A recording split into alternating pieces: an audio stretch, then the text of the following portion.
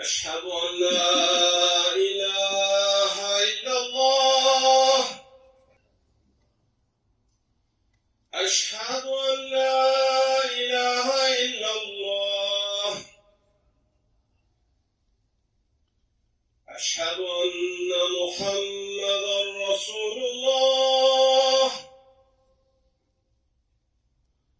أشهد أن محمدا رسول الله.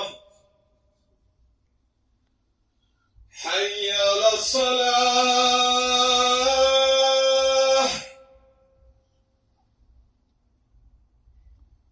حي على الصلاة.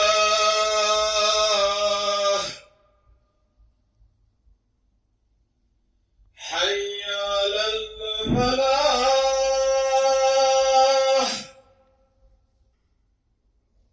حي على الفلاح.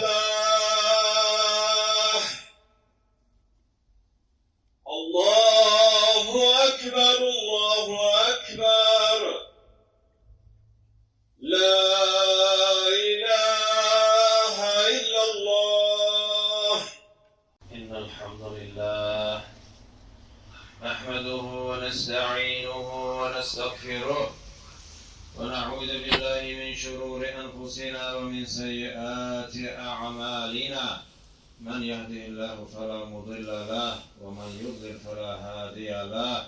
نشهد أن لا إله إلا الله وحده لا شريك له ونشهد أن محمدا عبده ورسوله وصلوات الله وسلامه على رسوله محمد وعلى آله وأصحابه الطيبين الطاهرين وعلى أتباعهم التابعين ومن تبعهم بإحسان إلى يوم الدين. يا أيها الذين آمنوا اتقوا الله حق تقاته ولا تموتن إلا وأنتم مسلمون. يا أيها الناس اتقوا ربكم الذي خلقكم من نفس واحدة وخلق منها زوجها وبث منهما رجالا كثيرا ونساء. أيها الناس قال الله تبارك وتعالى في كتابه الكريم: أعوذ بالله من الشيطان الرجيم. بسم الله الرحمن الرحيم. وكلوا واشربوا حتى يتبين لكم الخيط الأبيض من الخيط الأسود من الفجر ثم أتموا الصيام إلى الليل. صدق الله العظيم. Bugünkü cümə xutbəmizin mövzusu orucla gələn bərəkət olan sahur və iftar haqqında olacaqdır. Dəyərli müsəlmanlar, orucun fərz buyurulduğu ilk dövrlərdə Allah Resulü aleyhissalatü vesselamın dizinin dibində oturub onun tərbiyəsini alan və onun ağzından çıxan hər kəlməsinə eşitdik və itaət etdik deyən sahabələr, Allah onların hamısından razı olsun, iftar etdikdən sonra gecə yatmadıkları müddətdə yeyib içə və zövcələri ilə yaxınlıq edə bilərdilər. Ancaq axşam olduqda iftar vaxtı daxil hər hansı bir vaxtda yatandan sonra oyandıqda bunların heç birini edə bilmir və səhəri gün günəş batana dək oruc sayılırdılar. Bir gün Qeys ibn Sirma adlı bir sahabə, Allah ondan razı olsun, yorğun arğın evinə girdi və həyat yoldaşından iftar etmək üçün yemək hazırlamasını istədi. Və yorğun arğın olduğu səbəbilə yoldaşı yeməyi hazırlayana qədər Qeys radiyallahu anh yuxu tutdu və yatdı və səhərsi günün orucunu yemək yemədən tutmaq məcburiyyətində qaldı. Və işlərin çoxluğu səbəbilə səhərsi günün gün ortasında huşunu itirərək yıxıldı. Və bu hadisədən sonra Bəqərə surəsinin 187-ci ayəsi nazil oldu və ayədə sübh açılarkən sizin üçün ağ sap, qara sapdan fərqlənincəyə qədər yeyin için, sonra gecəyə qədər orucunuzu tamamlayın ayəsi nazil oldu. Değerli kardeşler, demək ki, Bəqərə surəsinin 187-ci ayəsi nazil olana qədər sahabələr əgər iftar vaxtından sonra yuxu tutub yatardılarsa, hətta sahura qədər yenidən oyanacağı təqdirdə yemək yeyib içə bilməzdilər. ve bu aya nazil olduktan sonra artık sahura kadar yeme içme icazesi verildi. Gecenin son 1/3 üçün istifade olunan seher kökünden gelen sahur kelimesi oruç tutmak için fecrin doğuşundan yani sabah namazından evvel yeyilen yemeğe verilen addır. Allah Resulü sallallahu aleyhi ve sellemin bazı hadislerinde ekletü's sahur, bazılarında ise ta'amus sahur yani sahur yemeği olarak ifade ettiği gecenin yarısından sonra yeyilen bu yemek için ümumilikte sahur kelimesi istifade olmuştur. Gündüz oruç tutabilmek için sahurda yemek yemeyi tavsiye eden Peygamberimiz sallallahu aleyhi ve sellem bizim orucumuzla ehli kitabın orucunu farklandıran şey sahur yemeğidir diyerek sahurun oruç ibadetinde Müslümanları farklandıran bir hususiyet olduğunu ifade etmiştir. Sahura durmana çok ehemmiyet verdiğine göre sahur yemeğini yiyin çünkü sahur yemeğinde bereket var buyurarak Müslümanlardan bir kurtum su ile de olsa mutlak sahur etmelerini istemiştir.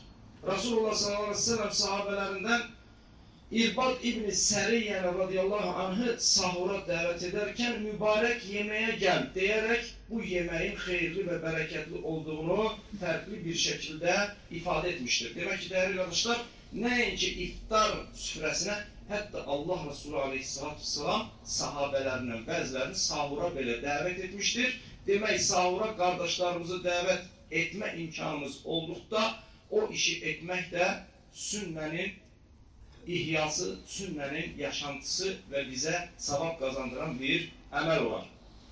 Müsned'de gelen hadiste ise Allah Resulü sallallahu aleyhi ve sellem sahur edenlere Allah Azze ve Celle'nin merhamet, meleklerin de dua edeceği müjdesini vermiştir. Allah Resulü sallallahu aleyhi ve sellemin sahur ile alakalı olan tavsiyelerini eşiten sahabeler sahura büyük hevesle durmuşlar ve onlardan sehaveti ve meşhur olan Adi İbni Hatim radıyallahu anh bir kara bir de ağ sap götürüp yastığının altına koymuş ve elinde o saplar birbirinden ayrı olana kadar yiyip içmişti. Seher açıldıkta ettiğini Allah Resulü sallallahu aleyhi ve sellem'e danışan Edi'ye Peygamberimiz sallallahu aleyhi ve sellem gülümsemiş ve böyle demiştir. Senin yastığın enli ve uzun imiş. Ayette bahsedilen kara ve ağ sap gecenin karanlığı ile gündüzün aydınlığıdır. Yani ayette bildirilen ağ sap ile kara sap değerli kardeşler. Bizim bildiğimiz ağ sap yok. Şerkten yani güneşin doğduğu istikametten güneş doğmamıştan sabah namazı girmesinin alameti olan o uzun kilometre ve mesafeni ehate eden üfük zolavıymış. Muhterem Müslümanlar, Müslim'de gelen hadiste Ömer radıyallahu anh'ın iftar vakti ne zamandır sualına Peygamberimiz sallallahu aleyhi ve sellem gece başlayıp gündüz sona çatanda ve güneş battıktan sonra oruçlu iftar eder cevabını vermiştir. Yani Allah Resulü aleyhissalatü vesselam'ın ifadesiyle güneşin batması iftar zamanıdır. İbn-i Mace'de gelen hadiste ise yine Allah Resulü aleyhissalatü vesselam böyle buyurur. Şüphesiz her iftar vaktinde Allah tarafından cehennem odundan azat edilenler vardır. Bu hal her gece tekrar olunur. Bukhari'de gelen hadiste ise Allah Resulü aleyhissalatü vesselam müminin iki sevinci vardır buyurur. Biri iftar ederken, biri Rabbine kavuşarken. Değerli kardeşler, iftar ederken biz Müslümanların sevinci neyle alakalıdır? Sahur vaktinden iftar vaktine kadar Rabbimizin emrini elimizden geldiği kadar yerine getirip qadağasından kaçmaya çalışıp ve o ibadeti sağlam bir şekilde Rabbimizin razı kalacağı şekilde tamamlamaya çalışmamızın duyduğumuz sevincidir, ifadesidir. İkincisi ise o ibadetimizin demek cennetteki azametli karşılığını aldıkta Rabbimize kavuştuğumuz an ifadesiyle değilen o sevinç olacaktır. Allah Resulü sallallahu aleyhi ve sellem iftar vakti geldikte orucu açmakta telaşmayı tavsiye etmiştir. Bukhari'de gelen hadiste insanlar iftar vakti girende oruçlarını açmağı telaştıkları müddetçe hayırda olarlar buyurmuştur. Tabiundan yani Allah Resulü aleyhissalatü vesselamın sahabelerini görenlerden bazı şahıslar Ayşe anamızın radıyallahu anh'ın yanına gelerek sahabelerden birinin iftar etmeye ve mağrib namazını kılmaya telaştığını, diğerinin ise bunları geciktirdiğini demiş, hansının hareketinin daha doğru olduğunu öğrenmek istemiştiler. Ayşe anamız radiyallahu anha iftar və namaza tələsənin kim olduğu ilə maraqlanmış və onun Abdullah İbn Məsud olduğunu bildikdən, öyrəndikdən sonra belə demişdir.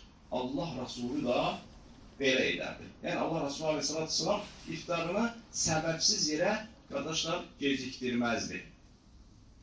Peyğəmbərimiz sallallahu aleyhi ve sellem iftar edəndə xüsusi yeməklər axtarmaz, yeməklər arasında fərq qoymaz, süfrədə nə olsa onunla iftar edərdi. Onun iftar süfrəsi dəbdəbədən və israfdan uzaq, çox sadə olardı. Dəyərli qardaşlar, Allah Resulü aleyhissalatü vesselamın yanında Mədinədə 10 ilə qədər qalan Ənəs ibn Malik radiyallahu anh deyir ki, Allah Resulü aleyhissalatü vesselam iftarını tapanda yaş xurma ilə, əgər tapmazsa quru xurma ilə, onu da tapmazsa bir neçə qurtum su ilə açardı. Və Allah Resulü aleyhissalatü vesselam özü bəzi sahabələrin iftara dəvət etdiyi kimi, bəzi sahabələrin iftarına da qəbul edərək getmişdir və belə sahabələrdən biri də Sa'd ibn Ubada radiyallahu anh olmuşdur ki, rəvayətdə Sa'd ibn Ubada radiyallahu anh Allah Resulü aleyhissalatü vesselam'ı iftara dəvət etmiş və onu iftar yeməyində sadəcə çörək və zeytun yağı vermişdir. Və Allah Resulü aleyhissalatü vesselam onu yedikdən sonra Sa'd ibn Ubada radiyallahu anh'a yanınızda oruçlular iftar etsin, yeməyinizi yaxşılar yesin və mələklər sizə rəhmət eləsin duasını etmişdir. Demək ki, dəyərli qardaşlar, Allah Resulü aleyhissalatü vesselam'ın iftarında hətta bir çörək və zeytun yağı olduğu halda və onunla iftarını etdiyi halda məmnun olmuş və onu dəvət edən müsəlman sahabəsi üçün dua etmişdir. Yəni, gözəl qardaşlar, bizi iftara dəvət edən bir qardaşımız, bizim dostumuz, yaxınımız, hətta zarafatımız olan bir qardaşımız olsa belə, cəmaat içində, qardaş, menyuda nə var? Bizi bir növ yeməklə başımızı qatma. Bu aşın qarası hanı? Kimi sözlərlə qardaşımızı utandırmayaq və hətta onu bizi dəvət etdiyi o xeyirli işdə onu peşman eləməyək. Dəyərli qardaşlar, xütbəmi Allah Resulü aleyhissalatü vesselam'ın iftar vaxtı etdiyi bir dua ilə tamamlamaq istəyirəm. Allahım, səndən hər şeyi əhatə edən rəhmətin ilə bizi bağışlamağını diləyirəm. Amin. بارك الله لي ولكم في القرآن العظيم ونفعني وإياكم بما فيه من الآيات والذكر الحكيم